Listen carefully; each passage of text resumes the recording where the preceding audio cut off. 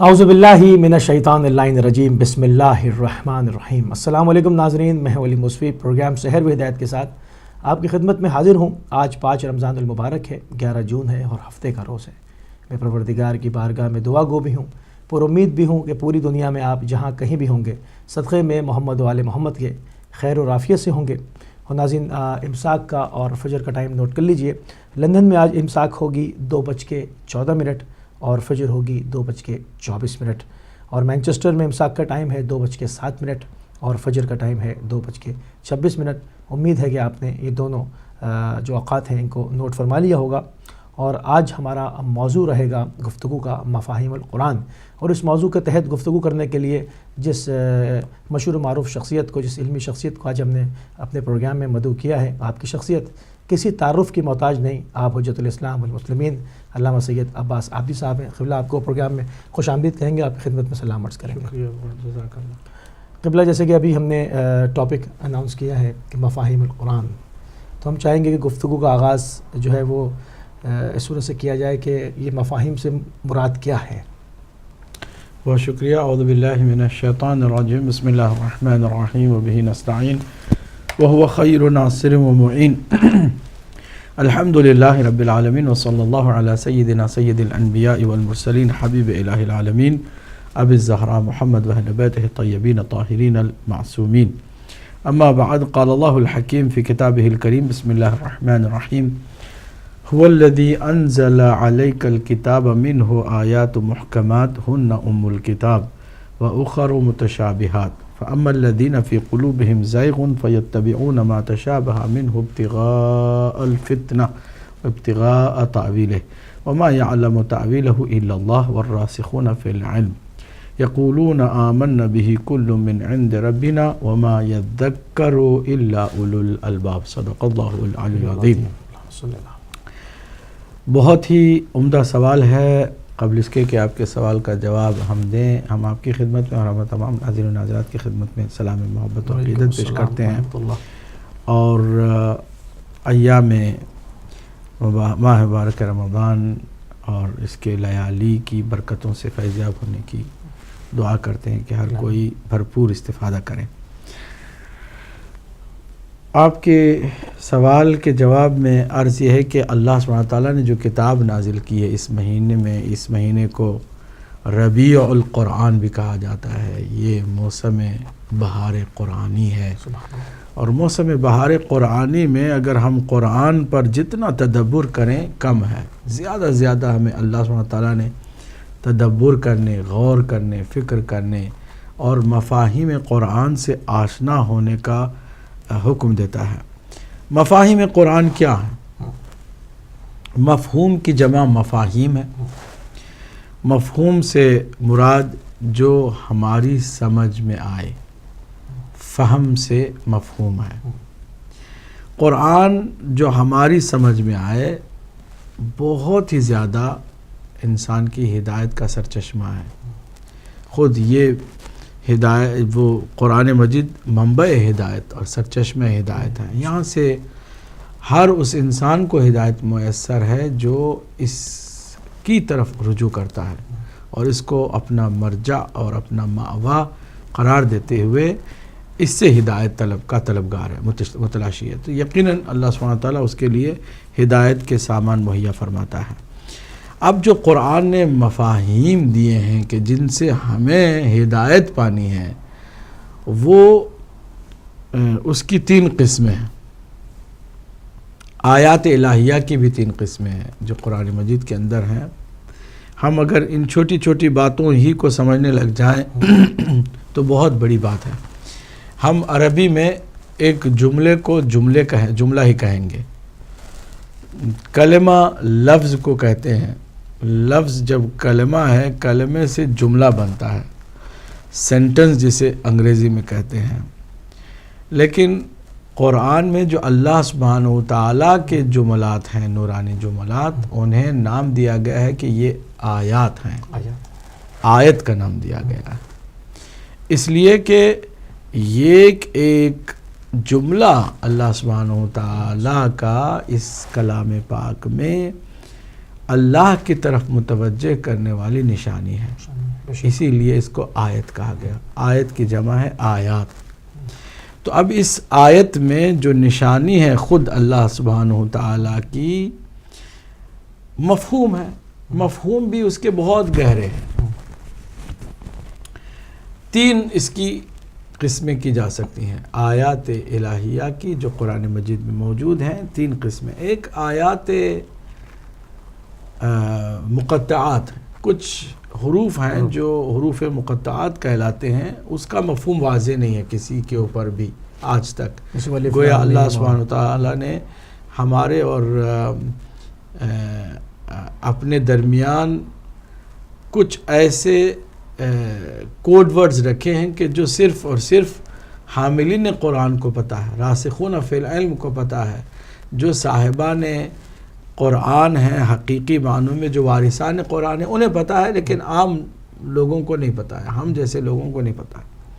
حتیٰ مفسرین، مفتی، محدثین، اس دنیا میں بڑے بڑے پیر، بڑے بڑے نامور افراد، علماء، کوئی بھی ان کے صحیح مفہوم سے واقف نہیں ہے، ان کو مقطعات کہتے ہیں۔ جیسے الف لام میم ذالک الکتاب لا ریب، الف لام میم ہے، الف لام را ہے، یا صرف صاد ہے، یا صرف نون ہے، یا صرف قاف ہے، یا اسی طرح نون والقرآن والقلم وما یسطرون، سورہ قلم کی ابتدا میں نون آیا ہے، طٰہٰ ہے، کاف ہا یا عین صاد ہے۔ یہ تقریباً 29 سوروں میں 29 سوروں کی ابتدا میں یہ حروف آئے ہیں جنہیں حروف مقطعات کہا جاتا ہے۔ تو جب مفہوم ہی نہیں ہے تو آپ نہ اس سے عقیدہ بنا سکتے ہیں، نہ کوئی شرعی مسئلہ سمجھ سکتے ہیں۔ تو ہدایت بھی صرف اس کے پڑھنے سے اتنی مل سکتی ہے آپ کو کہ قرآن میں کچھ ایسے حروف ہیں جو آج تک صیغ راز میں ہیں، ہمارے اور آپ کے بس کی بات نہیں کہ ان کی گہرائی تک جائیں۔ اور اس میں شیعہ سنی کا بھی کوئی مسئلہ نہیں ہے۔ جب ہم بات قرآن کی کرتے ہیں نا تو پھر آپ مسلکوں سے بالاتر ہو کر سوچیں، کیونکہ قرآن مجید سرچشمہ ہدایت ہے، اور کم از کم قرآن مجید کی اتھینٹسٹی کو کوئی مسلمان ڈاؤٹ فل نہیں سمجھتا ہے، کوئی مسلمان اس کے اندر شکوک نہیں پیدا کر سکتا ہے، اور جو قرآن مجید کی اتھینٹسٹی کو نہیں مانتا وہ مسلمان بھی نہیں ہے، اب وہ فرقہ کسی کا بھی ہو اور کوئی بھی مسلک کا ماننے والا ہو، اس کو چاہیے کہ قرآن مجید کی اتھینٹسٹی کو بہرحال مانے۔ جو قرآن کو اللہ کی کلام نہیں مانتا وہ مسلمان نہیں ہے۔ تو اس لیے مقطعات کی جو بات ہے وہ مشترکہ ہے، سب کے نزدیک ایسا ہی ہے کہ حروف ایسے ہیں کہ جن کو اللہ نے صیغ راز میں رکھا ہے اور اس کا مفہوم واضح کسی کے اوپر نہیں ہے۔ یہ اور بات ہے کہ حروف کو اکٹھا کرو تو جو ریپیٹ ہوئے ہیں ان حروف کو ہٹا دو تو ٹوٹل جو ہے وہ 14 حروف ہیں۔ یہ بھی عجیب بات ہے کہ قرآن مجید میں جو مقطعات مفہوم جن کا آج تک پردہ غیب میں ہے وہ حروف بھی ٹوٹل 14 ہی ہیں، ماشاءاللہ، ٹھیک ہے۔ اور ہم 14 معصومین کے ماننے والے ہیں، اور ہم سمجھتے ہیں کہ قرآن مجید کے جو وارث ہیں وہ بھی 14 ہیں، 14 حاملان قرآن۔ آپ نے ابھی ایک چیز بہت واضح جو ہے وہ ارشاد فرمائی کہ جو یہ ضروریات دین میں سے قرآن کا انکار نہ کرے کوئی، جی ہاں، ٹھیک ہے۔ اچھا، ایک ہوتا ہے صریحاً انکار کر دینا، اور ایک ہوتا ہے انکار نہیں کر رہے مگر مختلف تفاسیر کے ذریعے اس کے صحیح جو مطلب ہے اس کو بیان بھی نہیں کر رہے۔ یعنی کہ ایسا کیوں ہوتا ہے کہ سب کے سب قرآن سے تو استدلال کرتے ہیں مگر اس کے 36 معنی نکالے جاتے ہیں، تو کیا یہ انکار نہیں ہے؟ ہم بتا رہے ہیں۔ تو اب جو دوسری قسم ہے نا، آپ کے سوال کا جواب بھی اس میں موجود ہے، ان آیات کو کہ جو مقطعات نہیں ہیں، محکمات ہیں۔ بہت ساری قرآن مجید میں آیات ہیں کہ جن کے مفہوم کو سب مانتے ہیں، اس میں کوئی اختلاف بھی نہیں ہے۔ سبحان اللہ۔ کیوں؟ اس لیے کہ جو ظاہر میں وہی باطن میں ہے، جو باطن میں وہی ظاہر ہے، کوئی بھی اس میں تعویل نہیں کرنے کی ضرورت ہے۔ جیسے قول هو اللہ احد، کہہ دو کہ وہ اللہ ایک ہے، تو اب وہ ہر زبان میں، ہر مسلک میں، ہر سوچ میں، ہر فکر میں ایک ہی ہے، اس کا دو آپ نہیں کر سکتے۔ اللہ الصمد، اللہ بے نیاز ہے، اب آپ اس مفہوم کو بدل نہیں سکتے. اللہ جو ہے بے نیاز ہے. جیسے 2+2 4 ہے نا، ویسے آیات محکمات ہیں، محکم آیتیں ہیں کہ جن میں کسی طرح کے شائبے کی گنجائش نہیں ہے، شبے کی گنجائش نہیں ہے، اس لیے اختلاف بھی نہیں ہے. آیات محکمات کے مفہوم میں کسی کو کوئی اختلاف نہیں ہے. امت مسلمہ سارے کی ساری آیات محکمات کی جہاں تک بات ہوتی ہے وہاں متفق ہے، کیونکہ وہ جو ظاہر میں وہی باطن میں ہے، جو باطن میں وہی ظاہر ہے. ساری پرابلم جو ہوتی ہے وہ تیسری قسم میں ہوتی ہے. وہ کیا ہے؟ اللہ سبحانہ وتعالیٰ نے اپنے کلام میں امتحان کے طور پر یا مسلمانوں کو ایک بہت بڑے ٹیسٹ کے طور پر اللہ نے آیات ایسی رکھی ہیں کہ ان آیات کو خود اللہ نے نام دیا ہے کہ یہ آیات متشابہات ہیں. متشابہات کا مطلب ہے آپ کو شبہ میں ڈال دینے والی آیتیں ہیں. آپ ہر بار ظاہر کو دیکھ کر کے اسے نہیں مانیں گے. قرآن ہے مگر اس کے ظاہر کو مانو گے گمراہ ہو جاؤ گے. جیسے اللہ فرماتا ہے ید اللہ فوق ایدیہم، اللہ کا ہاتھ ان سب کے ہاتھوں پر بھاری ہے.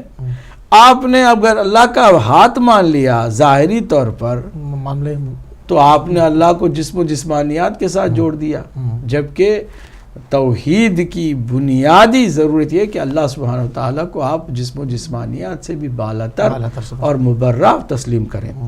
تو یہاں پر تو آپ کا ماننا ظاہری مفہوم کا گمراہ کون ہے؟ یا اللہ سبحانہ وتعالیٰ فرماتا ہے الرحمن علی العرش استوى، اللہ کی ذات رحمان ہے جو عرش پر بیٹھا ہوا. استوا اس کا معنی ظاہری ہے کہ بیٹھا ہوا ہے. اگر آپ نے اللہ کو بیٹھا ہوا مان لیا اور وہ بھی عرش پر، تو پھر تو جناب فرش والے جو ہے عیش کریں، موج مستی کریں، کیونکہ اللہ تو بیٹھا ہوا ہے عرش پر. جو عرش پر ہوگا اور بیٹھا ہوا ہوگا وہ دنیا سے بالکل دور ہوگا. آپ عرش فرش والے جو ہے نا جو کچھ کرے وہ اس کی رسائی سے نعوذ باللہ جو ہے محفوظ ہے، جبکہ ایسا نہیں ہے.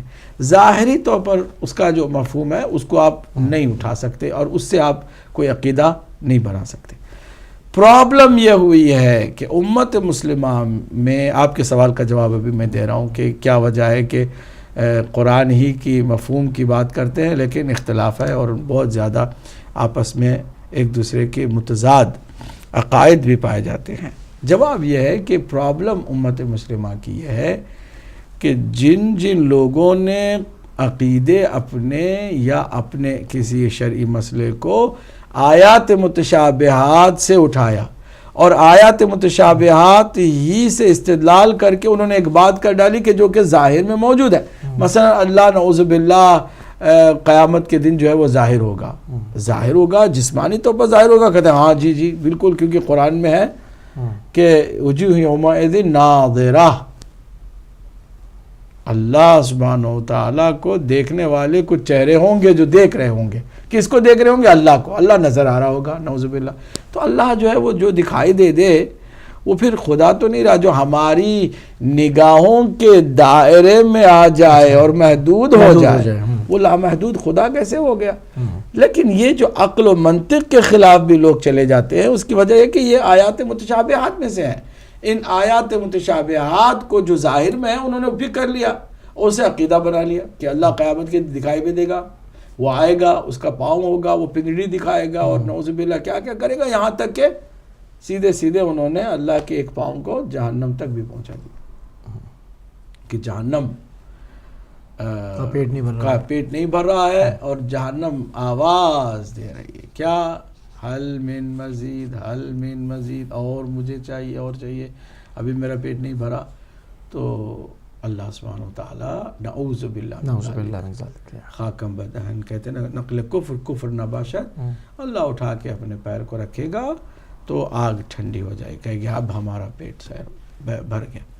یہ جو اس طرح کی بے بنیاد اور غیر معقول یا پھر من گھڑت عقائد موجود ہیں، اس کی وجہ یہی ہے آیات متشابہات. خالی کیا آیات متشابہات سے معاملہ لینے کی وجہ سے ایسا ہوا ہے، یا اس کے اندر ایک ریزن اور بھی پایا جاتا ہے کہ جو حاملین قرآن تھے، جو وارثین قرآن تھے، ان سے نہیں لیا؟ وہی تو جب آیات متشابہات کی بات آئی ہے تو اللہ نے اس کا حل بھی بتایا کہ امتحان تمہارا یہ ہے کہ دیکھو جب آیات متشابہات تک پہنچو تو اپنی طرف سے جو ظاہر میں اس کو مت لینا، کیا کرنا، سیدھے چلے جانا جو راسخون فی العلم ہے ان سے پوچھنا۔ یہاں پرابلم آئی ہے، وہی پرابلم آگے مزید بڑھ جاتی ہے کہ جب جن سے لینا ہے ان سے نہیں لیتے، پوچھتے نہیں۔ ابھی اسی قرآن مجید کی آیت کریمہ کی طرف دیکھیں، سورہ آل عمران کی آیت نمبر 7 ہے۔ ناظرین آپ بھی سنیں، قرآن مجید کا یہ موسم بہار ہے، ہم سب قرآن کی مفاہیم سے آشنا ہوں، تھوڑا بہت سمجھیں۔ هو الذی انزل علیک الکتاب، اللہ کی ذات وہ ہے کہ جس نے آپ پر اے رسول صلی اللہ علیہ وآلہ وسلم قرآن مجید کو نازل کیا، اس کتاب کو نازل کیا۔ اب اس کتاب میں کیا ہے، منہ آیات محکمات، اس میں آیات محکمات بھی ہیں۔ آیات محکمات کی ہم نے بتائی، تشریح کی، ہن ام الکتاب، حقیقت میں یہی ام الکتاب ہے، یعنی جڑ ہے کتاب کی، اس میں کوئی اختلاف نہیں ہے، کوئی پرابلم بھی نہیں ہے۔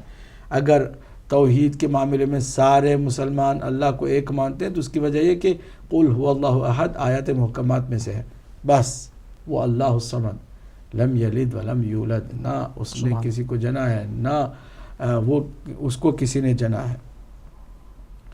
اب جو پرابلم آئی ہے آگے اللہ فرماتا ہے کہ اسی کتاب میں وَأُخَرُ متشابہات، اور اس میں باقی جو آیتیں ہیں وہ متشابہات ہیں جو شبہ میں ڈال دیتی ہیں۔ اب وہ جو پرابلم ہے اس کا بھی اللہ سبحانہ وتعالیٰ نے ذکر فرمایا، فَأَمَّا الَّذِينَ فِي قُلُوبِهِمْ زَيْغٌ فَيَتَّبِعُونَ مَا تَشَابَهَ مِنْهُ، جس کے دل میں یا جن لوگوں کے دل میں پہلے سے ہی کھوٹ ہے اور مرض ہے، وہ قلبی طور پر بیمار ہیں، وہ محکمات کو چھوڑ کے کیا کرتے ہیں، فیتبعون ما تشابہ منہ، جو آیات متشابہات ہیں ان کے پیچھے جاتے ہیں، ان کی اتباع کرتے ہیں، جو ظاہر میں اس کو لے لیتے ہیں۔ ابتغاء الفتنہ، اس لیے کہ وہ ہمیشہ فتنے کے در پہ ہوتے، وہ ابتغاء تاویلہ، اور اپنی طرف سے اس کی تعویل بھی کرنے کے چکر میں ہوتے ہیں۔ وَمَا يَعْلَمُ تَعْوِيلَهُ إِلَّا اللَّهُ وَالرَّاسِخُونَ فِي الْعِلْمِ، لیکن آگاہ ہو جاؤ کہ آیات متشابہات کی تعویل کو سوائے خدا کے اور راسخون فی العلم کے۔ اب یہاں مفسرین نے یہاں پر بھی ڈنڈی ماری کر راسخون فی العلم سے مراد علماء ہیں، بس وہ جانتے ہیں۔ کس نے کہہ دیا علماء اگر ہے تو پھر اتنا اختلاف کیوں ہے، ہر کسی کا دماغ کیوں الگ الگ کام کر رہا ہے؟ تو اس کا مطلب یہ ہے کہ وہ بیماری ابھی موجود ہے۔ فَيَتَّبِعُونَ مَا تَشَابَهَ مِنْهُ فِي قُلُوبِهِمْ زَيْغٌ، یہ فی قلوبہم زیغون کی وجہ سے ہے نا کہ ہر کوئی اپنی طرف سے ایک بات کر رہا ہے، اپنے آپ کو قرآن کے حوالے نہیں کر رہے ہیں بلکہ قرآن کو اپنی سوچ کے مطابق بیان کر رہے ہیں۔ یہ ہے بیماری، یہ بیماری ہے، ٹھیک اصل بیماری ہے۔ تو اللہ سبحانہ وتعالیٰ نے جو فرمایا کہ اس کی تعویل کو آیات متشابہات کے لیے آپ کیا کریں، سیدھے اللہ سے، اللہ کے علاوہ کوئی نہیں جانتا۔ اب اللہ سے ڈائریکٹ تو بات نہیں کریں کیونکہ اس کا کلام خود ہمیں شبہ میں ڈال رہا ہے، تو کیا کریں، والراسخون فی العلم، راسخون فی العلم، جو علم میں ڈوبے ہوئے ہیں۔ اللہ اکبر، واہ۔ ہم میں سے کون ہے کہ کتنا ہی بڑا عالم ہو، ذرا بات کرے، جتنی چیزیں وہ جانتا ہے کیا وہ چیزیں اس کے پاس زیادہ نہیں ہیں کہ جن کو وہ نہیں جانتا؟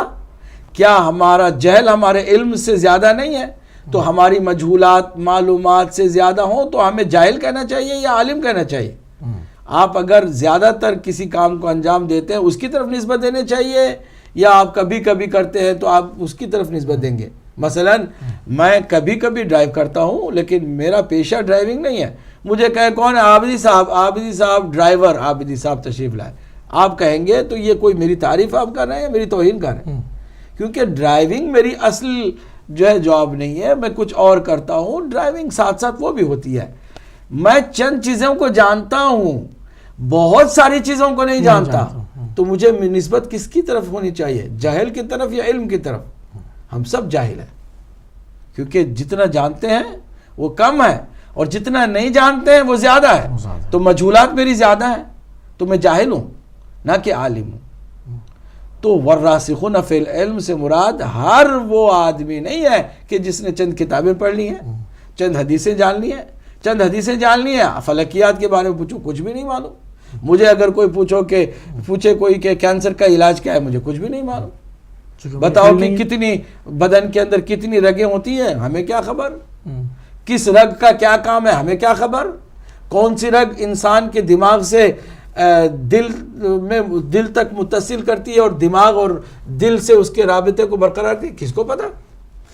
ہر ایک کو چند چیزوں کا علم ہوتا ہے, بہت ساری چیزوں کا علم نہیں ہوتا, اس لیے وہ جاہل ہے.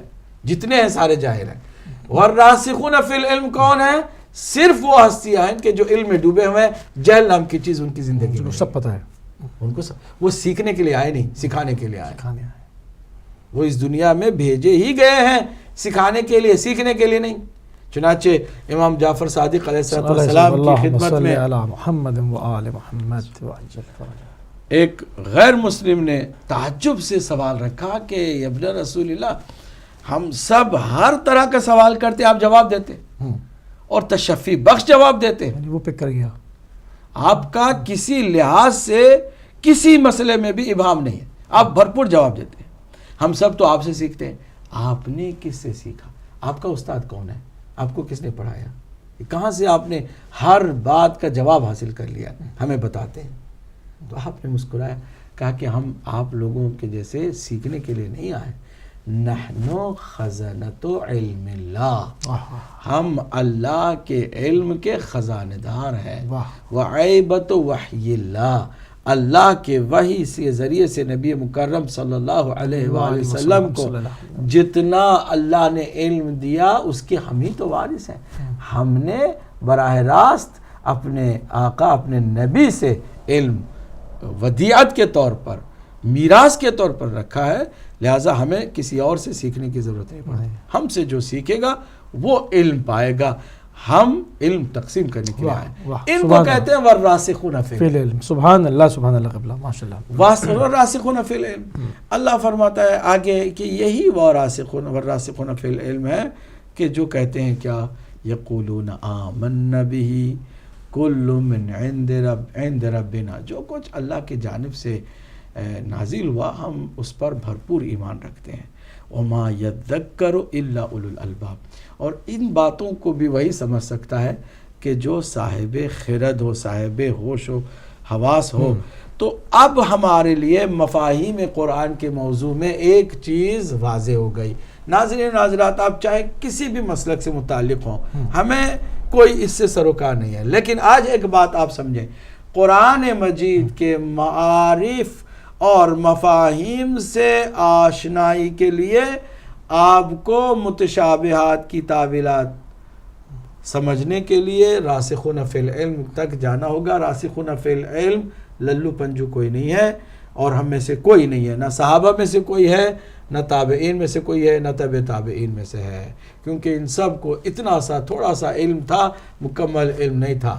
جانا پڑے گا, سرکار سے پوچھنا پڑے گا کہ یہ راسخون فی العلم کون ہے. سرکار فرمائیں گے انا مدینۃ العلم وعلی بابها, سبحان اللہ, میں علم کا شہر ہوں, علی اس کا دروازہ ہے. تو آپ کو راسخون فی العلم کا مفہوم وہاں سے سمجھنا ہے کہ نبی مکرم شہر علم ہے, علی پھر اس کے بعد باب علم میں نبی ہیں, پھر وہ علی کے بعد حسن حسین, پھر امام زین العابدین, یہاں تک کہ 4 معصومین تک آپ کو آنا پڑے گا, اور تب جا کے آپ راسخون فی العلم سمجھیں گے. ان سے اگر آپ لیں گے تو آپ کو قرآن سمجھ میں آئے گا, ورنہ نہیں آئے گا. سبحان اللہ. ایک کالر کو شامل کریں گے. السلام علیکم ورحمۃ اللہ. وعلیکم السلام. قبلہ خیریت سے؟ آپ ٹھیک ٹھاک ہے ماشاءاللہ, بڑا اچھا پروگرام چل رہا ہے. جناب کون بھائی ہو, کہاں سے؟ جی میں علی حسین بات کر رہا ہوں مانچسٹر سے. علی حسین بھائی مانچسٹر سے, خوش آمدید کرتے ہیں, فرمائیے. جی اچھا, میرا قبلہ سے ایک کوسچن تھا, میں نے پوچھنا تھا کہ جو نماز تہجد آپ پڑھتے ہیں تو اس کے لیے کوئی شک ہے یا کوئی شرط ہے کہ آپ کا سونا لازمی ہے, یا آپ کسی بھی ٹائم, اس کے اوقات کیا ہوتے ہیں, یعنی کہ عشاء کے بعد کس ٹائم ہم اس کو پڑھ سکتے ہیں, یا اس کے لیے کوئی شک ہے کہ آپ کا سونا لازمی ہے, یا چاہے بہت اچھا سوال ہے، کس طرح؟ بہت اچھا سوال ہے ماشاء اللہ. اور کوئی سوال؟ جی بس یہی پوچھنا ہے. ٹھیک ہے، آپ پروگرام دیکھتے رہیے، پروگرام دیکھتے رہیے. جی ٹھیک. جزاک ٹھیک ہے، السلام علیکم. علیکم السلام ورحمۃ اللہ. جزاک اللہ.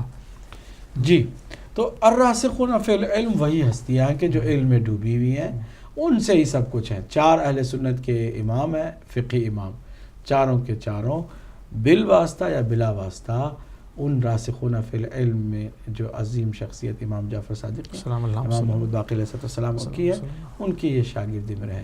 یعنی علم وہیں سے انہیں خیرات میں ملا ہے. تو پھر اصل منبع کو چھوڑ کر آپ کہاں کہیں جا سکتے ہیں؟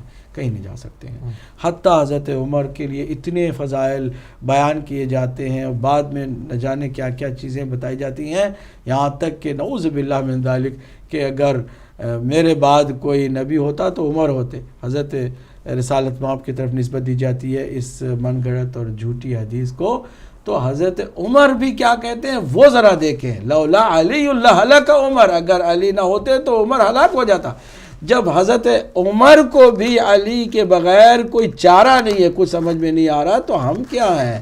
ہماری کیا حیثیت ہے؟ یا آج کے مولوی کی کیا حیثیت ہے جو کہے کہ ہم اہل بیت سے ہٹ کر بھی قرآن کو سمجھ سکتے ہیں؟ کہاں سمجھ سکتے ہو تم؟ جب صحابہ خود ہلاک ہو جاتے اگر علی نہ سمجھاتے انہیں. یہ سمجھنے کا حال ہو تو رہا ہے. وہی تو ہے بات کہ یہ راسخون فی العلم ہے، ان سے ہی آپ کو سمجھنا ہے. اگر آپ نے قرآن کو ان ہستیوں کے ذریعے سمجھنے کی کوشش کی تو آپ پھر گمراہ نہیں ہوں گے. مفاہیم قرآن کا صحیح لطف آپ کو آئے گا. آپ اپنے معانی قرآن کو نہ دیں، قرآن کے معانی وارثان قرآن سے لیں. سبحان اللہ، سبحان اللہ. اور اپنے ایمان کو اس طرح مضبوط کریں. اسی کے بعد فوراً دعا بھی اللہ سبحانہ تعالیٰ نے قرآنی دعا رکھی کہ ربنا لا تزغ قلوبنا بعد اذ ہدیتنا. ہدایت دینے کے بعد پروردگار ہمارے دلوں کو بیمار نہ کر دینا کہ جو متشابہ کے پیچھے بھاگتے ہیں. فیتبعون ما تشابہ بہ. کون لوگ ہیں یہ؟ فی قلوبہم زیغ. جن کے دل میں مرض ہے وہی لوگ متشابہ کے پیچھے بھاگتے ہیں اور صاحبان علم سے، صاحبان قرآن سے علم وہ قرآن نہیں سمجھنا چاہتے ہیں. تو ایسا ہمیں نہ کر دینا، ہم کو بھی ہدایت پر باقی رکھنا. وَهَبْ لَنَا مِن لَدُنْكَ رَحْمَةً. اور ہم پر کرم فرما اور اپنی جانب سے رحمت نازل فرما. اِنَّكَ أَنْتَ الْوَهَّابُ. کہ بے شک اے پروردگار تو ہی بخشندہ ہے، تو ہی مسلسل عطا کرنے والا ہے. بے شک، بے شک. قبلہ علی حسن بھائی کا سوال مانچسٹر سے کہ فرماتے ہیں کہ نماز تہجد کا صحیح ٹائم کیا ہے اور کیا بیچ میں سونا لازم ہے کہ فجر سے پہلے اٹھیں؟ جسے کہا جاتا ہے کہ آپ سو جائیں پھر اٹھیں.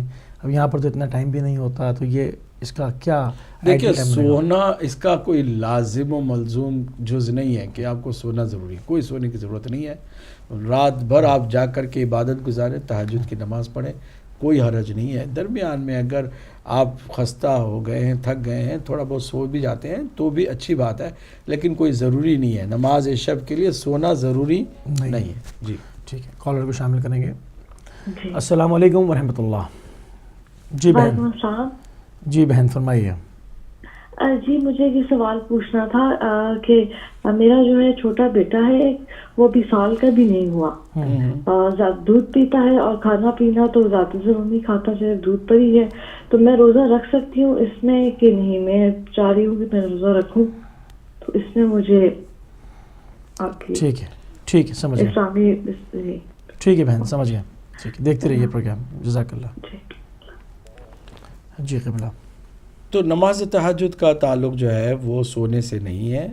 سوئے بغیر بھی آپ نماز پڑھ سکتے ہیں. کب سے کب تک؟ دیکھیے عشاء کے بعد جب بھی آپ کو موقع ملے نماز تہجد پڑھ سکتے ہیں، لیکن اس کا جو بہترین فضیلت والا ٹائم ہے وہ فجر سے پہلے کا ٹائم ہے. فرض کریں کہ تقریباً 20 منٹ پہلے فجر کے آپ نے نماز تہجد شروع کی اور 20 منٹ میں نماز تہجد پڑھ لی، پھر اس کے ساتھ اذان دی، اذان کے بعد اقامت اور نافلہ صبح، اس کے بعد صبح کی نماز. یہ بہترین ٹائم ہے، اس کا بہترین ٹائم ہے. ورنہ آپ کسی بھی وقت پڑھ سکتے ہیں. اور اگر توفیق نہیں ہوئی کہ رات میں آپ پڑھیں تو آپ دن میں کسی موقع پر قضا کی نیت سے ہی پڑھیں، کیونکہ اس کی افادیت سے محروم نہیں ہونا چاہیے. میں نے اس سے پہلے بتایا کہ جو مولا علی کے لیے قائد غر المحجلین کہا جاتا ہے, چمکتی پیشانی والوں کے قائد, تو چمکتی پیشانیاں ان کی ہوتی ہیں کہ جو ولایت کا نور رکھتے ہیں اور تہجد کی نماز کے پابند ہوتے ہیں. ایک دن اسی کے اوپر بات ہو رہی تھی تو آپ نے اسی طرح کی گفتگو میں فرمایا تھا کہ چلتے پھرتے بھی نیت کر کے پڑھی جا سکتی, تو میں چاہوں گا اس کو تھوڑا اور کلیئر کر دیں. جی, نماز جو بھی نماز نوافل ہیں اس کو آپ ضروری نہیں ہے کہ ارکان و افعال جو مشہور مطلب نماز کی حالت میں ہے اسی طرح آپ پابند ہو کے پڑھیں, نہیں, آپ نیت کر لیں. البتہ وضو شرط ہے, وضو کے ساتھ گاڑی چلاتے ہوئے بھی نماز تہجد پڑھ سکتے ہیں, اشارے میں, راستہ چلتے ہوئے بھی, آفس میں بیٹھے ہوئے دوسرے کام کرتے ہوئے بھی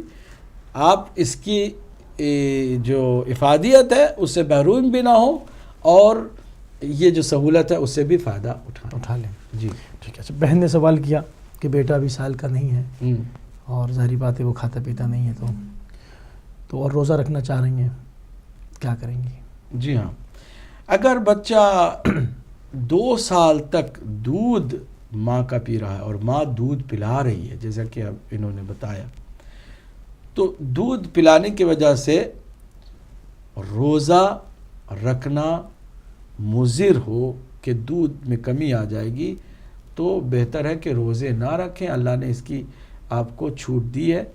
بچے کی جو دودھ پلانے والی بات ہے وہ اتنی امپورٹنٹ ہے اللہ کے نزدیک کہ آپ 2 سال تک دودھ پلانے والی ماں روزہ نہ رکھیں, بعد میں روزہ رکھیں. جی اچھا, اور اس کی کوئی کفارہ کوئی وہ نہیں, صرف قضا ہوگی. جی ہاں, ٹھیک ہے. کالر کو شامل کرتے ہیں. السلام علیکم ورحمۃ اللہ. السلام علیکم. علیکم السلام. جی بہن, میں یہ پوچھنا چاہ رہی تھی, سوال پوچھنا تھا لیکن آف ایئر مطلب آپ لکھ کے ان کو دے سکتے ہیں سوال؟ جی پھر آپ ایک کام کیجیے, جیسے ہی پروگرام ختم ہو اس وقت کال کر لیں تو پھر آف ایئر آپ کی بات کرا دیں گے. اوکے, اسی نمبر کے اوپر. اوکے جی, تھینک یو.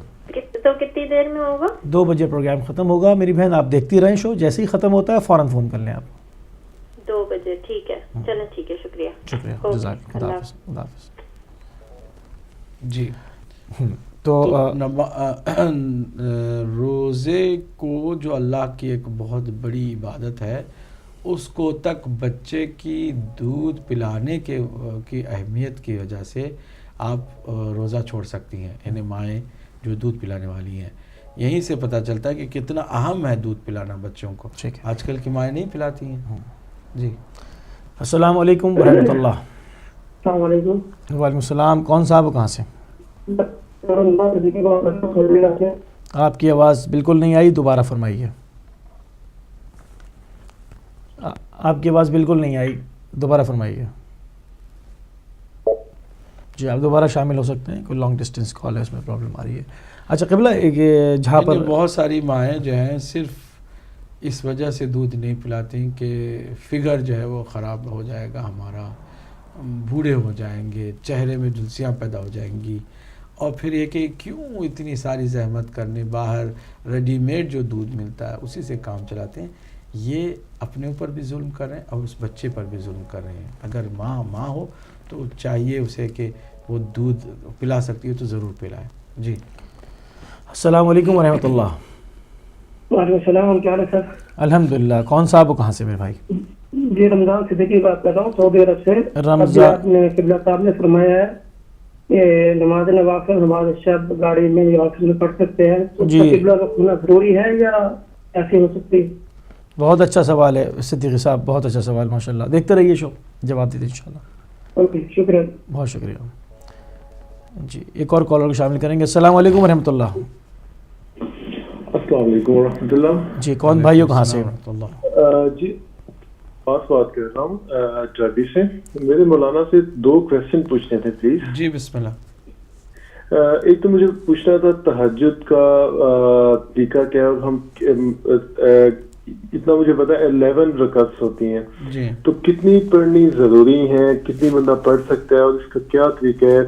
اور ایک اور بات میں نے پوچھنی تھی کہ میں ایک جاب کرتا ہوں مطلب کیئر ہوم میں نا, تو اس میں بوڑھے لوگوں کی پرسنل کیئر بھی کرنا پڑتی ہے.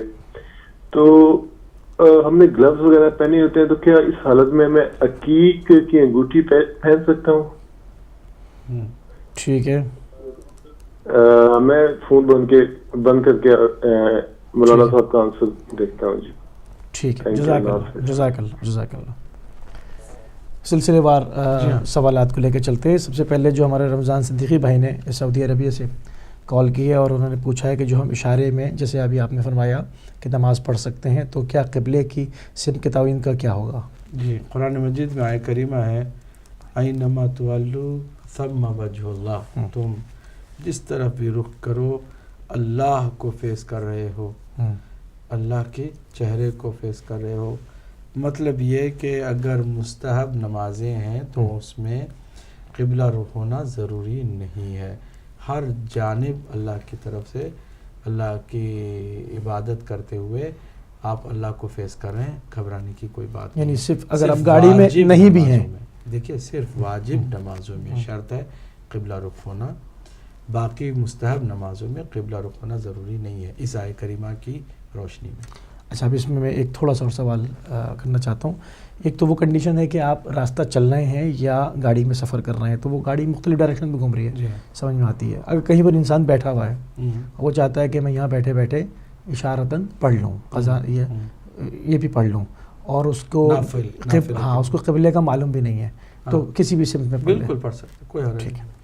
اچھا، ایک کال کو پہلے شامل کر لیں. السلام علیکم ورحمۃ اللہ. ہیلو، السلام علیکم. علیکم السلام ورحمۃ اللہ. کون بھائی ہو، کہاں سے؟ میں کینیڈا سے بات کر رہا ہوں، میرا نام حسنین ہے جناب. یہ مجھے اصل میں 3 سوال کرنے تھے آپ سے. فرمائیے. اچھا، پہلا سوال یہ تھا کہ میرا یہ سوال ہے کہ یہ قرآن جو ہے اس میں ہم لوگ کہتے ہیں کوئی تخفیف نہیں ہے، رائٹ؟ ٹھیک ہے. اور اس پہ تو ہم مانتے، لیکن ہم جب اس کی بات کرتے ہیں بائبل کی، تو پھر ہم یہ کیوں کہتے ہیں تخفیف، حالانکہ وہ بھی جو ہے آسمانی کتاب ہے. جب قرآن میں تخفیف نہیں سکتی خدا کی طرف سے ہے، تو وہ بائبل میں کیوں تخفیف کو ہم ایکسیپٹ کرتے ہیں؟ تخفیف سے کیا مراد ہے؟ تخفیف سے تخفیف سے مراد یہ ہے کہ مطلب اس میں چینجز کی گئی ہیں. تحریف ہے میرے بھائی. نہیں، وہ تو تحریف تحریف کہتے ہیں، تحریف. ہاں، تحریف، یا سوری یا جی. اچھا، دوسرا سوال میرا یہ تھا کہ نہیں، یہ پہلا سوال پھر کریں نا آپ. ابھی آپ نے آدھے سوال میں تخفیف کہا. یہ کہا کہ قرآن میں اگر تحریف نہیں ہوئی ہے تو انجیل میں تحریف کو ہم کیوں مانتے ہیں؟ ٹھیک ہے. جی ہاں، تحریف کیوں مانتے ہیں؟ آگے وہ بھی خدا کی طرف سے، خدا کی بک ہے، رائٹ؟ جی جی ٹھیک ہے. اچھا، دوسرا سوال میرا یہ تھا کہ یہ جو کتاب ہے قرآن جو ہے وہ جو ہے جو روایت میں اس میں ملتا ہے، کیا نام ہے، تاریخ میں کیا ابو بکر نے جو ہے اس کو کلیکٹ کیا اور دیا. تو جب حضرت ابو بکر نے دیا تو مطلب ہمارے شیعہ نقطہ نگاہ سے وہ صحیح نہیں تھے، انہوں نے جو ہے حضرت جناب سیدہ کے ساتھ یہ کچھ کیا. تو کیوں امام علی نے وہ قرآن جو ہے اس کو ایکسیپٹ کیا، کیوں نہیں اپنا قرآن دیا؟ یہ ان پر وہ نہیں ہے کہ فرض کے صحیح قرآن مطلب حجت نہیں ہے وہ قرآن جو ہے جو ابو بکر کی طرف سے دیا گیا ہے. چلیں، ٹھیک ہے، بہت اچھا سوال. ٹھیک ہے، دیکھتے رہیے. اور کوئی سوال ہے؟ اچھا، تیسرا سوال یہ تھا کہ میرا کہ یہ جو تمام روزے اور نماز جو ہے اور تمام سزائیں ہیں مسلمانوں کے لیے ہیں، رائٹ؟ اور یہ جو جتنے یہاں لوگ ایسے گھوم رہے ہیں کہ جو غلط حرکات ہیں، مطلب دوسرے جو ہے کرسچن ہیں یا دوسرے ہیں، شراب بھی پی رہے ہیں، غلط حرکات بھی کر رہے ہیں، کیا ان پہ حجت تمام نہیں ہے؟ ان کے لیے کوئی سزا نہیں ہوگی کیونکہ ان پہ حجت تمام نہیں ہے؟ تو مجھے پلیز ان سوالوں کا جواب چاہیے. ٹھیک ہے جی. ٹھیک ہے، جزاک اللہ. دیکھتے رہیے. جی جناب علی. اچھا، عباس صاحب کی طرف سے آتے ہیں. انہوں نے پہلا سوال کیا تھا کہ تہجد کا طریقہ، کتنی رکعتیں اس میں ہوتی ہیں اور کتنی ہم پڑھ سکتے ہیں، اس کا طریقہ کیا ہے پورا؟ دیکھیے، نماز تہجد 8 رکعت 2 رکعت کر کے پڑھیں گے، پھر 2 رکعت نماز شفع کے نیت سے پڑھیں گے، شین فے عین شفع، 2 رکعت بغیر قنوت کے، اور 1 رکعت قنوت کے ساتھ پڑھیں گے جس کو کہتے ہیں نماز وطر. وطر، شفع اور تہجد، یہ میں الٹا جا رہا ہوں لیکن شروع سے اس طرح کر، تہجد، شفع اور وطر. ان میں سے کوئی بھی نماز ضروری یا واجب نہیں ہے. نماز تہجد مستحب ہے اور اس میں جتنی آپ پڑھ سکے آپ پڑھیں اور اتنا ہی آپ کو ثواب ضرور ملتا ہے. کوئی ادھورا پن اس میں نہیں آئے گا کیونکہ 2 یونٹ میں ہے, 2 رکعت کر کے آپ پڑھیں گے. فرض کریں آپ نے تہجد کے لیے کوئی ٹائم نہیں ملا, 2 رکعت نماز تہجد پڑھی بس, تو کیا آپ ثواب آپ کو نہیں ملے گا؟ ضرور ملے گا. کیا آپ اس کو ادھورا کہیں گے؟ نہیں, کیونکہ یہ ایک سلسلہ ہے, جتنا آپ کو مل جائے اتنا آپ پڑھیں ضرور. ٹھیک ہے, کالر کو شامل کریں گے. السلام علیکم ورحمۃ اللہ. السلام علیکم, کیا حال چال ہے آپ کے؟ ٹھیک ہے الحمدللہ الحمدللہ. فرمائیے. مولانا صاحب سے مجھے ایک سوال پوچھنا ہے ٹریولنگ سے ریلیٹڈ اور روزے سے ریلیٹڈ. میں برمنگھم سے بات کر رہا ہوں جی, اور مجھے کبھی کبھار کام کے سلسلے میں لندن ٹریول کرنا پڑتا ہے. ابھی بیچ میں بھی جانا ہے, اور وہ کافی جو ہے وہ کریئر کے پوائنٹ آف ویو سے کافی جو کنسنٹریشن ہے اور جو چیزیں ہیں وہ کافی کریٹیکل ہوتی ہیں. اب وہ ٹریولنگ کے ساتھ کمبائن ہو کے کافی اس میں I mean it becomes very challenging. دوسرا یہ کہ اگر آپ کام کر رہے ہیں تو وہ بھی آپ کو پوری کنسنٹریشن کے ساتھ کرنا ہے کیونکہ حلال رزق کمانے کا تقاضا ہے.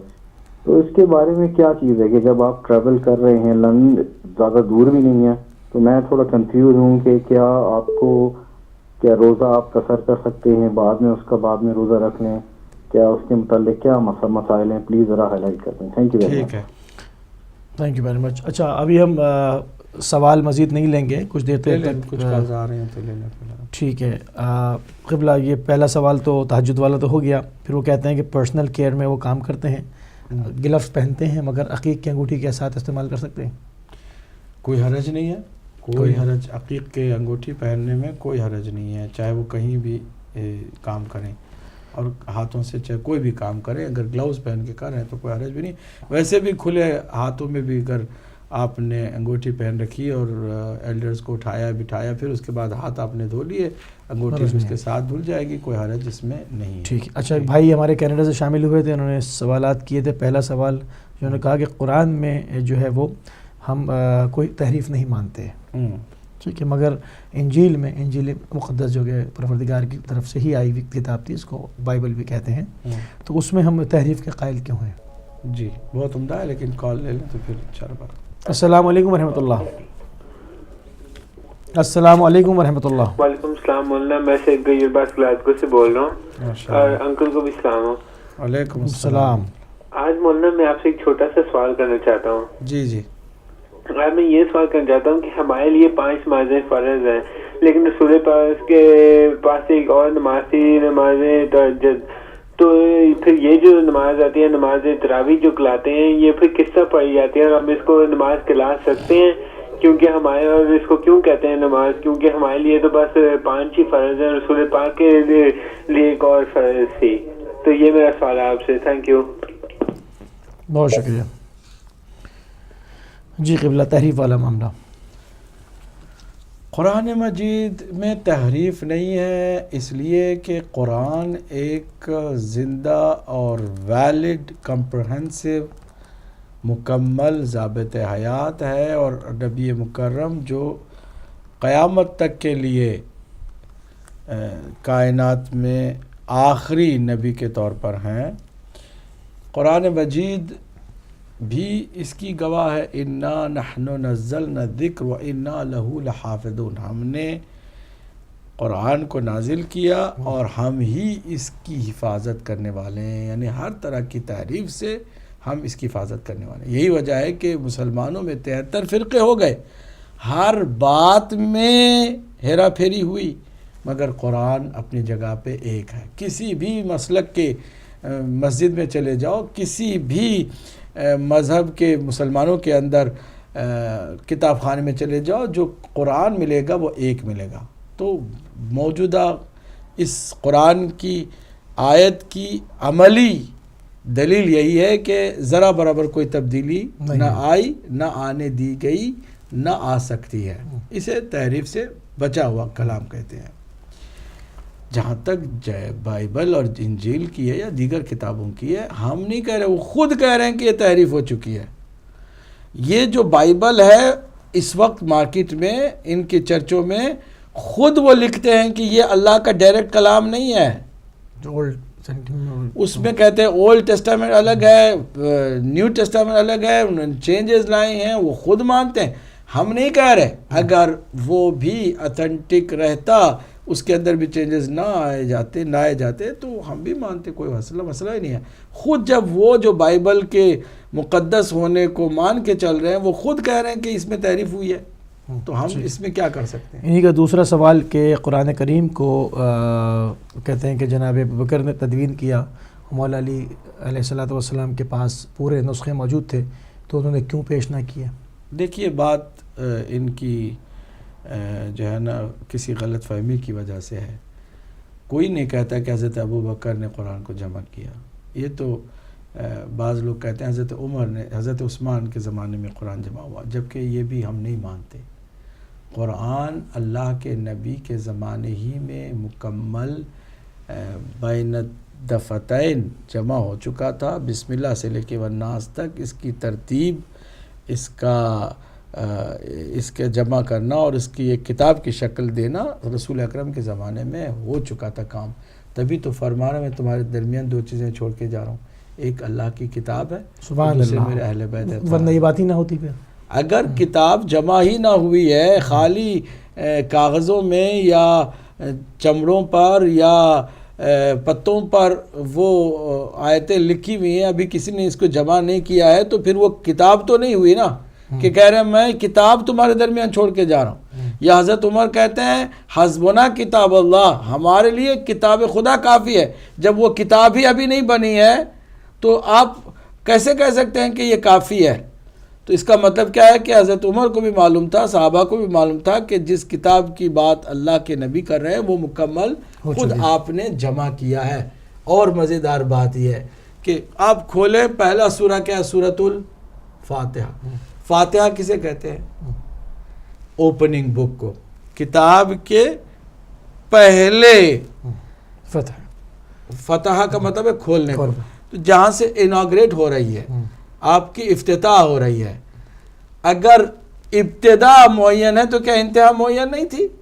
ہونی چاہیے بالکل. تو مکمل کتاب موجود تھی. قرآن کو کسی نے جمع نہیں کیا ہے. حضرت عثمان کے زمانے میں یہ ہوا تھا کہ جو کوفیوں نے اپنے حساب سے لکھا, مدنیوں نے اپنے حساب سے لکھا, اس کو کہا مختلف رائٹنگز میں لوگوں کو کنفیوژن نہ ہو جائے, ایک خط میں اس کو جمع کیا جائے. نہ یہ کہ کلام پاک کو جو انہوں نے اکٹھا کیا اور سوروں کی ترتیب دی, آیتوں کو سیٹ کیا, ایسا تو رسول اکرم کے زمانے میں ہوا. خود اگر نہ ہوتا تو پھر یہ کتاب آج تک محفوظ نہ ہوتی. ٹھیک ہے, ایک کالر کو شامل کریں گے. السلام علیکم ورحمۃ اللہ. وعلیکم السلام موسیٰ بھائی, قبلہ صاحب آپ کو بھی سلام ہو. وعلیکم السلام. جی نقی موسیٰ بھائی, ایک چھوٹا سا مسلمانہ سوال کرنا ہے جناب. ہجرت کی رات کو جب رسول پاک سارے غار ثور میں گئے تو غار ثور کے دانے پہ پہلے تو کوئی چیز نہیں تھی, لیکن جب رسول پاک اس میں گئے ہجرت کی رات کو تو وہاں پہ ہرنی نے بچے دے دیے, درخت بھی آ گیا, مکڑی نے جالا بھی تان لیا, یہ سارا کچھ ہو گیا. تو کیا اللہ تعالیٰ تو کہ نعوذ باللہ کسی کو دھوکہ نہیں دیتا؟ تو اس میں جب یہ سارا کچھ ہوا تو کہ دشمن کو یہ دھوکہ دینے کے لیے تھا یا کیا وجہ تھی کہ یہ سارا کچھ بنا لیا؟ کیونکہ اللہ تعالیٰ تو ایسا کام نہیں کرتا, وہ تو بچا سکتا تھا ویسے بھی, تو پھر یہ سارا کچھ کیوں کیا ہجرت کی رات کو اللہ تعالیٰ نے؟ تھینک یو جی, مہربانی, شکریہ جی. بہت شکریہ جی. قبلہ ان کا تیسرا سوال تھا جو بھائی کینیڈا سے شامل ہوئے تھے کہ تمام روزے اور نمازیں اور جتنے بھی اعمال ہیں ان کا حساب اور ان کا تمام چیزیں مسلمانوں ہی سے خالی کیوں ہیں؟ دوسرے جو مذاہب یعنی ان کا اشارہ غیر مسلمین کی طرف تھا کہ کیا ان سے کچھ نہیں پوچھا جائے گا؟ دیکھیے اللہ سبحانہ تعالیٰ نے اللہ کا جو کلام ہے وہ صرف مسلمانوں کے لیے نازل نہیں کیا ہے. ہدن للناس وبینات من الہدی والفرقان, اللہ کا یہ جو کلام ہے تمام انسانوں کے لیے شامل کر سب کے اوپر. جی ہاں شامل. السلام علیکم ورحمۃ اللہ. وعلیکم السلام. جی کون بھائی ہو, کہاں سے آپ؟ محسن فرام بریڈفورڈ. جی محسن صاحب فرمائیے. Brother, I just wanted to know, tomorrow I'm working full day from 9 a.m. till 9 p.m.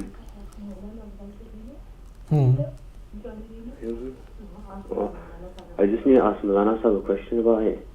جی فرمائیے please. Yeah, go ahead. What do you want to know? Yeah, Maulana Sahib, I'm working tomorrow morning. I'm starting work at 9 What o'clock. type of work do you do? It's a driving job. Okay. I'm going to be on the road all day. And So you will be away from your hometown? Yeah, for the full day. Yeah, is Yeah, it more than once, just once it's happening, or every day you do this? No, it's just on the weekends. Okay. Just weekend. Just weekend. Every weekend or just this weekend? Yeah, it's been every weekend, yeah. Okay. So if it is for every weekend, then this is your part of your job. Right. Then you have to keep fasting. Right, okay. Okay, so you just do sahri at home and you can drive as much as you can. Then when you come back, you have to do iftari. Yes? Right, okay, no problem. Okay, thank Thank you. All right, thanks. اچھا اب ہم گزارش کریں گے MCR سے کہ life number بھی ہٹا دیں کیونکہ پروگرام کا ٹائم بالکل اختتام پر ہے اور کچھ سوالات کے جواب ہو کے اور وہیں سے پروگرام کو ختم کر دیا جائے گا. آخری کال کو شامل کر لیتے ہیں. السلام علیکم ورحمۃ اللہ. علیکم السلام. آغا صاحب سے ایک سوال پوچھنا چاہتے ہیں. جی فرمائیے. آغا صاحب یہ مجھے بہت سخت ہی فیور ہے تو اگر میں ٹیبلٹ لیتا ہوں تو اس کا اثر 12 گھنٹے رہتا ہے, لیکن اگر مجھے اس کے برعکس میں نیزل اسپرے یوز کروں تو اس کا اثر جو ہے وہ آلموسٹ سارا دن رہتا ہے, لیکن نیزل اسپرے کا جو ہوتا ہے ذائقہ گلے تک آتا ہے. تو میں یہ پوچھنا چاہ رہا ہوں کیا یہ لینا مناسب ہے روزے میں میرے؟ اور جو دوسرا سوال پوچھنا چاہ رہا ہوں اس میں یہ ہے کہ زیارت عاشورہ میں امام حسین کو ریفر کیا گیا ہے یا ابا عبداللہ, اس کے بارے میں تھوڑی سی تشریح کر دیں کہ یہ کس کی طرف پوائنٹ کیا گیا. جزاک اللہ. ابا عبداللہ. جی ٹھیک ہے ٹھیک ہے. ٹائم بہت کم رہ بالکل. تو ترتیب وار اس کو ذرا کہ وہ کہہ رہے ہیں کہ ٹھیک ہے آپ نے تقریباً اس کا بھی جواب دے دیا کہ غیر مسلموں کا کوئی الگ نہیں ہے, ان کا سارا معاملہ ایک ہی ساتھ ہے, سب کے لیے آیا. ان کے اوپر بھی حجت تمام ہوئی ہے. یہ اور بات ہے کہ وہ مسلمان ہی نہیں ہوئے تو پہلے ہی اس مسئلے میں وہ اٹکے ہوئے ہوں گے کہ پہلے اسلام نہیں لائے, کیوں نہیں لائے جبکہ تم پر حجت تمام ہوئی تھی. اسلام آج تو کوئی یہ بھی نہیں کہہ سکتا کہ ہمیں پتہ ہی نہیں تھا, اب تو سب کو پتہ ہے. آج وہ محمد علی کلے کی جو ہے وہ تشییع جنازے میں ہزاروں نے شرکت کی اور سب کو پتہ تھا کہ ایک آدمی کنورٹ کیوں ہوا, کنورٹ ہوا اور مسلمان ہوا اور مسلمان رہا اور مسلمان مرا اور اس کی وصیت کے مطابق اسلامی تمام احکام کے مطابق اس کو دفن کیا گیا. آج کی بات ہے. تو آج کوئی کہہ نہیں سکتا کہ ہمیں خبر نہیں ہے اسلام کیا ہے. دین آیا کب. جی ہاں. تو جب پہلے ہی مرحلے میں آپ کے اسلام کے لانے نہ لانے میں اٹکے ہوئے تو باقی نماز روزہ تو لانے کے بعد تھا, وہ بھی ساتھ ساتھ اس کی جائے گا. پہلی بات ہی یہ کہ ہم مسلمان ہوئے یا نہیں ہوئے, نہیں ہوئے تو آپ کو جہنم میں جانا ہوگا. اللہ سے جو ہے نا اس کے بارے میں اس کو جواب دینا ہوگا. کیوں نہیں, بالکل ہی انوسینٹ ہے تو وہ اور بات ہے, لیکن اگر سب کچھ جانتے ہوئے آپ اگنور کرتے ہیں تو پھر آپ اس کے ذمہ دار ہیں, مسئول ہیں. ٹھیک ہے. اچھا ایک اور بھائی نے برمنگھم سے کال کی کہ برمنگھم سے لندن جاتے ہیں اور کام کو ظاہری بات ہے پوری توجہ سے, کیریئر کا ان کا اس میں معاملہ ہے, تو کیا اس میں روزہ قصر کر سکتے ہیں؟ دیکھیں احکام واضح ہیں کہ اگر آپ کا سفر قبل الظہر ہے, ظہر سے پہلے ہے, تو آپ کا جیسے ہی اپنے شہر کی باؤنڈری کراس کی آپ کا وہ روزہ خود بخود کھل جاتا ہے, آپ کھا پی سکتے ہیں. اور اگر آپ ظہر کے بعد زوال کے بعد آپ سفر کرتے ہیں تو آپ کا روزہ کمپلیٹ ہے, آپ کھا نہیں پی سکتے اور وہ روزہ بھی کامل ہے. آپ کو افطاری کرنی ہوگی چاہے آپ کتنے ہی سفر میں جائیں, تو آپ کو وہ روزہ مکمل کرنا ہوگا. ظہر سے پہلے اگر اوائڈ کر سکتے ہوں تو اوائڈ کریں, سفر نہ کریں تاکہ روزہ آپ کا محفوظ ہو جائے. لیکن اگر چلے بھی جاتے ہیں تو آپ گنہگار بھی نہیں ہیں, آپ اپنی جاب کے لیے جا رہے ہیں, ایک کے بجائے ایک کے بدلے میں ایک ہی روزہ آپ رکھیں گے ماہ رمضان کے بعد, آپ کے اوپر کوئی قضا کفارہ یا فدیہ بھی نہیں ہوگا. ٹھیک ہے. 3 سوال مزید رہ گئے ہیں, 3-4 سوال. ایک گلاسگو سے کال کی تھی ہمارے بھائی نے, وہ کہتے ہیں کہ ہمارے لیے 5 نمازیں فرض ہیں. رسول اللہ صلی اللہ علیہ وآلہ وسلم کے اوپر نماز تہجد بھی فرض تھی, تو پھر یہ نماز تراویح کا کیا معاملہ ہے؟ دیکھیے تراویح سرکار دو عالم نے بڑی نمازیں تنہائی میں پڑھی ہیں, اور ہمیں بھی کہا گیا ہے کہ ہم جتنی ہو سکے ماہ مبارک رمضان کی راتوں میں اللہ کی بارگاہ میں رات کو جاگیں, عبادت کریں, چاہے کتنی مقدار میں نماز آپ پڑھ سکتے ہو پڑھیں. یہ ہے ایک نافلے کی نماز, مستحب نماز. ہمارے یہاں کبھی کبھی 100 رکعت بتائی گئی ہے کہ آپ نماز جو ہے پڑھیں. لیکن جو تراویح کا سسٹم سیٹ کر کے پوری امت کو اس میں مشغول کیا گیا وہ حضرت عمر کے زمانے میں تھا, اور اس کو لے کے بہت سارے اہل سنت کے لوگ مانتے بھی ہیں کہ حضرت عمر کی یہ ایجاد کردہ بدعت ہے. اس کا نام انہوں نے بدعت حسنہ دے دیا ہے کہ ایک اچھی بدعت ہے. نماز ہی کے لیے تو کہہ رہے, ہم کہتے ہیں نماز بھی اگر رسول اکرم کی شریعت سے ہٹ کر ہے تو وہ نماز نہیں ہے. ٹھیک ہے, مسجد ہی تو ہے, لیکن مسجد زرار کو کیوں اللہ نے حکم دیا کہ اس کو گرا دو؟ وہ اللہ کے نام سے ہی بنی تھی, اللہ کے نام سے مسجد. تو نماز بھی اگر اللہ کے نبی کے احکام سے ہٹ کر, شریعت سے ہٹ کر کوئی نئی چیز ایجاد کر رہے ہیں تو وہ بھی جو ہے وہ بدعت ہے, چاہے وہ بدعت حسنہ ہو یا بدعت سیئہ ہو. بہرحال ہمارے یہاں اس کی کوئی گنجائش نہیں. ٹھیک ہے. نقوی صاحب نے سوال کیا گلاسگو سے, وہ کہتے ہیں کہ ہجرت کی رات جب غار ثور میں گئے تو اس وقت کچھ نہیں تھا, پھر وہاں پر جو ہے وہ خدا نے ان کو جو ہے وہ محفوظ کرنے کے لیے جو اسباب مہیا کیے, تو خدا بغیر اسباب مہیا کیے بھی جو ہے وہ رسول اللہ کو محفوظ کر سکتا تھا, تو وہ سب اسباب کیوں مہیا کیے گئے؟ بات واضح ہے کہ اللہ سبحانہ تعالیٰ نے اپنے پورے نظام میں وسیلے کو اہمیت دی ہے. ہم کو ویسے یوں چشم زدر میں کن فیکون کی منزل ہے نا, اللہ کی جو ہے کہتا ہے جب کسی چیز کے ایجاد کرنے کا ارادہ کرتا ہے تو کہتا ہے کون ہو جا, تو ہو جاتی ہے, فیکون ہو جاتی. تو ہم سب کو کن فیکون سے کیوں نہیں پیدا کیا؟ ہمیں والدین کے ذریعے سے کیوں پیدا کیا کہ وسیلہ بنایا. 2 سوال جلدی سے ہو جائیں کیونکہ پھر سحری کا نماز ہے, اس کی دعائے سحر کا بھی ٹائم ہے. ایک بھائی نے کہا کہ ان کو سخت ہے فیور ہے, اور اگر وہ ٹیبلٹ کھاتے ہیں تو 12 گھنٹے اس کا اثر رہتا ہے, اور اگر وہ اسپرے یوز کرتے ہیں اس کا اثر گردن تک آتا ہے, کیا کریں وہ؟ اگر حلق کے نیچے گردن اسپرے جاتا ہے تو اسے روزے کی حالت میں اس کو استعمال نہیں کرنا چاہیے. اگر یہ سحری کے وقت کر لیں تاکہ دن بھر آپ آرام سے رہیں, پھر افطاری کے ٹائم پہ کریں. ٹھیک ہے. اور وہ ایک سوال اور تھا کہ ابا عبداللہ سے کیا مراد ذات عاشوراء میں؟ جی, معرفت کا یہ پوائنٹ ہے, ٹائم ہمارے پاس بہت کم ہے. ایک ظاہری اس کا مفہوم یہ ہے کہ حضرت امام حسین علیہ السلام کے ایک فرزند تھے, ان کا نام عبداللہ تھا, تو آپ کو ابا عبداللہ کہا گیا, ابو عبداللہ کے والد. بعض کہتے ہیں کہ ہر بیٹے کا نام تو مولا علی کے نام پر رکھا تھا امام حسین علیہ السلام نے, تو عبداللہ نام کے شخص کو ہم امام حسین کے بیٹوں میں نہیں دیکھتے ہیں. تو یہاں پر مراد یہ ہے کہ جتنی بندگی اللہ کی ہو رہی ہے اس بندگی کا سرچشمہ مولا سبحان اللہ بے شک. ابا عبداللہ فادخلی فی عبادی وادخلی جنتی, وہ جو ہے نا یا ایتها النفس المطمئنہ ارجعی الی ربک راضیۃ مرضیہ فادخلی فی عبادی وادخلی جنتی. یہ جو عبادت کا سرچشمہ آپ بن گئے تھے, اس عبادت کے سرچشمے کی وجہ سے آپ کو کہا جاتا ہے یا ابا عبداللہ, اے اللہ کے بندگی کا سرچشمہ, یا شہید کربلا. اللہم صلی اللہ محمد وعلی قبلہ. بالکل دامت وقت میں اب گنجائش نہیں رہی کیونکہ آگے جو ہے وہ دعائے سحر وغیرہ ہے, اور ہمیں لائیو کالز بھی روکنی پڑیں, اور کوشش کی گئی کہ سوالات کے تمام شافی جواب دی جائیں. وقت جو ہے وہ کم رہا اور تشنگی باقی رہ گئی. انشاءاللہ بہت شکر گزار ہیں آپ کے کہ آپ نے جو ہے وہ پروگرام میں شرکت کی, اور مومنین کے جو ہے وہ علمی پیاس بجھانے میں جو ہے وہ صحیح کی. ناظرین انشاءاللہ جو ہے وہ زندگی رہی تو کل پھر آپ سے ملاقات ہوگی. جب تک اجازت دیجیے. السلام علیکم ورحمۃ اللہ وبرکاتہ.